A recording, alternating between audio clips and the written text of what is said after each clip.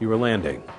Suddenly, a bright green flash lights up your cockpit and interferes with your vision. You have just witnessed a laser illumination. What do? Laser pointers are sometimes used irresponsibly. Incidents where lasers have been aimed into cockpits while aircraft are in flight have increased dramatically in the past decade. Even though the FBI and Homeland Security have found little evidence that laser incidents are terrorist-related, the FAA and other government agencies are very concerned about these incidents. Laser strikes bring risk to the aircrew and their passengers, because any laser strike can have adverse effects on the vision of the aircrew and potentially their ability to safely fly the aircraft. One way to mitigate the risks presented by laser exposures is through education and training of aircrew, so they are prepared to successfully handle a laser event. The FAA and the U.S. Air Force have been working together to study the effects of laser exposures on aircrew. They have prepared this video to increase aircrew awareness of cockpit laser incidents. This video presents a brief history of cockpit laser events, explains what a laser is, why lasers can be dangerous, and the potential hazards of exposures to aircrew. It will also describe several actions aircrew can take in response to a laser strike. The goal is to educate aircrew regarding laser events, how to react and how not to react, and how to fly the aircraft safely.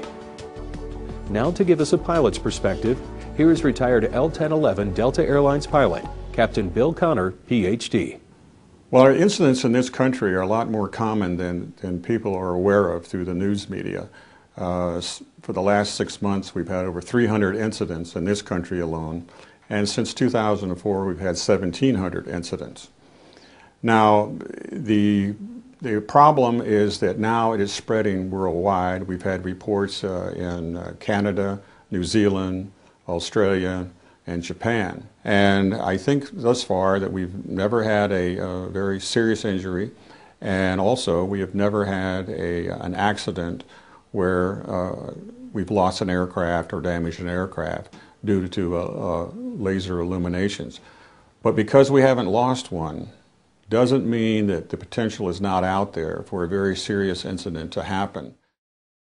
Both airplanes and helicopters have been targeted, usually during the most critical phases of flight: approach, landing, and takeoff. Lasers are a threat to air safety, and steps have been taken by several countries, including the U.S., to enact legislation defining penalties for purposefully illuminating aircraft, and to punish individuals who do so with fines and/or jail time. In fact, several states in Australia have banned laser pointers and imposed mandatory jail time for possession without a lawful reason. Laser strikes have become increasingly common events since the 1990s. Many earlier incidents were accidental illumination from laser light shows. That problem was solved by the laser entertainment industry, the FDA, and the FAA working together to establish regulations and procedures to minimize the probability of laser exposures to aircrew from these shows.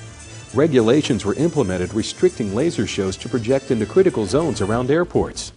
Laser shows are now required to obtain a letter of non-objection from the FAA and are required to plan their shows and control their lasers to prevent aircraft illuminations.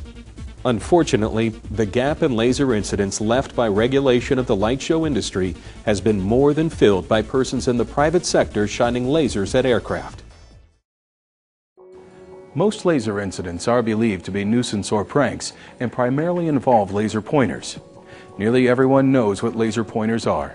They are handheld devices used to point to objects projected on a screen during a presentation. They are also used outdoors to point out objects in the night sky. The most common laser colors are green and red, but other colors are also available. Laser pointers are inexpensive and available online and at retail outlets like Radio Shack, Office Depot, and OfficeMax, and can be purchased by anyone. Laser pointers are Class 2 or 3R devices. Class 2 lasers have a maximum output of 1 milliwatt or 1/1000th of a watt. They are safe because of the blink reflex that naturally happens when we are suddenly exposed to a bright light. Class 3R devices have an output between 1 to 5 milliwatts. The maximum permissible exposure, which is a safety standard, can be exceeded with Class 3R pointers even with the blink reflex if the beam is close to the eye or the focus is maintained in one spot. However, the chances of damage to the eye are still small because the maximum possible exposure is below the damage threshold. Most of the laser incidents have occurred in the early evening between 7 and 11 p.m. or at dusk and at night. Lasers pose the highest flight risk at night because the dark adapted eye is many times more sensitive to light, and the laser is much brighter relative to the background than during the day.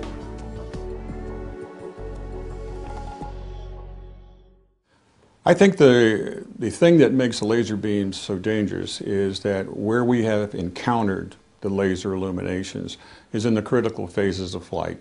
And the critical phases of flight are basically approach and landing and takeoff. These are areas where there is a very high workload on the crews, not only a vision workload, a hearing workload, a procedural workload, and you're also low to the ground and maneuvering the aircraft to the airport. Now, with other light sources, like light bulbs or searchlights, things like that, the rays or the light is dispersed very quickly. But with a laser, its technology uses a very highly collimated beam of light. And once this enters the eye, it can be magnified up to 100,000 times back onto the retina. Let's talk a little bit about lasers. As you can see, lasers come in all shapes and sizes. However, they are all electronic optical devices that emit light that is concentrated in a very narrow beam. This means a lot of energy in a little space. Different types of lasers emit at different wavelengths. The human eye can see light with wavelengths between 400 and 750 nanometers. Different wavelengths are associated with different colors, as shown in the illustration of the spectrum. Although the eye can see all of these wavelengths, it is not equally sensitive to them. The sensitivity of the eye to bright lights is greatest in the middle of the spectrum, or in the green to yellow regions. Because of the differences in sensitivity, a green laser will appear many times brighter than blue or red lasers of the same power. What makes a laser potentially dangerous is the amplification of light by the optics of the eye. Even a laser pointer emitting just 5 milliwatts can appear blindingly bright. Other factors that contribute to how dangerous a laser can be are how powerful the laser is, which roughly equates to its brightness, its wavelength, which we already know favors green lasers, how long the exposure is, how much the beam diverges or spreads out, and the distance from the laser. Divergence and distance are two important factors in airplane laser incidents. Because of divergence, as you move away from the laser, the diameter of the beam is increased, which distributes the light energy over a wider area, and as an end result, decreases the amount of light that can enter the pupil of the eye and cause visual effects. Exposure duration is another important factor, since the longer the exposure, the more light is absorbed by the retina, and the chance of damage increases. Fortunately, in a cockpit scenario, it is most likely that the laser strikes will be brief and appear as flashes. This is due to the fact that it is difficult to handhold a laser on a target at long distances. Even a large stationary object like a water tower is difficult to hit, even though, because of divergence, the beam is quite large. The hazards to the aircrew are primarily to the retina of the eye, not the skin, the airframe, or avionics. The laser strikes on aircrew occur at distances that are well beyond the hazard distances for skin. As for the airframe, the only lasers currently capable of causing damage are military lasers that cost hundreds of millions of dollars and that are still in development. The effects that visible lasers can have on the eye and vision range from nothing more than the appearance of a bright light to severe and permanent physical damage to the eye. In the scenario of cockpit laser illuminations, permanent physical damage to the eye is highly unlikely. The lasers involved in cockpit laser strikes, for the most part, will not cause physical damage to the eye due to variables such as length of exposure, intensity, and/or proximity. On the other hand, even lasers no more powerful than laser pointers are very capable of causing non-permanent visual effects that include startle, distraction, glare, and flash blindness. It is the visual effects that lasers can produce that are the greatest threat to aircrew. Well, the problem you run up against with a laser illumination is the unexpected of the laser illumination. And the pilot's response, as we've had in one of our previous laser illuminations, was the pilot thought another aircraft had come into his airspace with the landing lights on. And of course, this created an enormous startle effect. With startle, this is an involuntary response to an unexpected event.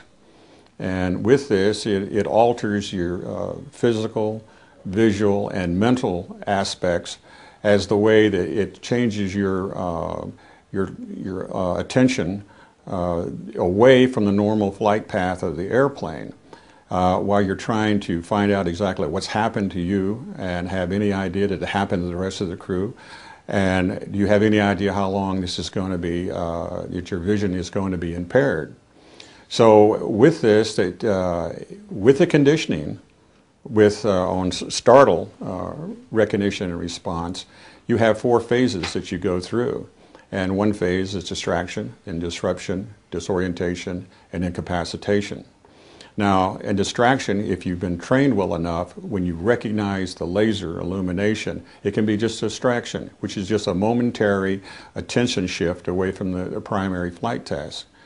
If it's a disruption, this means an extended time away from your primary flight task that you're having to have dedicated selective attention to reestablish your normal control. Now, when you get into the disorientation, where a person at that point will probably be in some type of a turn with the aircraft to where they're not really flying straight and level, and when this happens, the person loses the perspective of their situation awareness as far as our spatial awareness of the between the direction of flight and the surroundings. And this just starts to get to be very critical. And it finally evolves over into incapacitation. And this is where the crew member has lost not only situation awareness, but spatial orientation with reference to the outside world. And the incapacitated crew member should immediately transfer control of the aircraft to the other pilot, because he no longer can reliably determine the aircraft's altitude, attitude, or direction of flight, which becomes very critical.